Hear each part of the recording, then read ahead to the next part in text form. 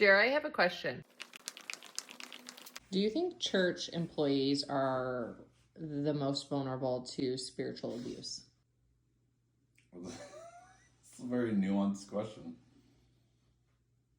I think church attenders are the most susceptible to abuse. I think church employees, the danger there is they're already pot committed, so you've got a financial interest in going along with it. But don't you think it's a little complicated that what maybe someone would consider as a spiritual authority is also their boss?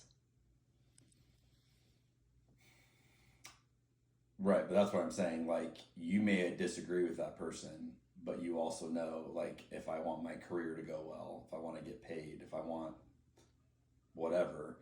So I think it's not necessarily that you're like preyed upon, but you're more likely to go along with something that you don't really agree with. Where I think people in the pews are more likely to not understand how they're being led or abused. But the people in the pews, a difference would be they may actually have better boundaries than somebody on a staff. Like those on a staff, it's like your work. It feels like your whole life. That's what I'm saying. It's easier for them to walk away. For who? For someone attending. But that's what I'm saying. Why are they more susceptible then to spiritual abuse than somebody who's on a staff? I just don't think they understand it. I think staff members see it more.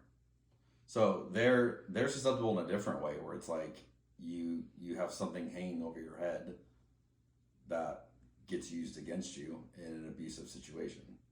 I 100% think that. Which one are you saying there? For staff. Oh. You're saying that more so that like they see the person off stage, or they see the person just more as who they are, so they see more of the flaws opposed to somebody who's coming and attending on a weekend. Like, I think if a lot of attenders would sit in meetings that happen throughout the week at their church, would probably be very surprised by what is said in those meetings, how people are interacting in those meetings. Like, I don't think people necessarily understand that, especially in an abusive environment. Staff do, but they end up supporting it for all sorts of reasons, unless you're willing to not only leave your church, but potentially, I mean, that was used as leverage over me. Like, what are you going to go do? Like, you've moved your family here. This is your career.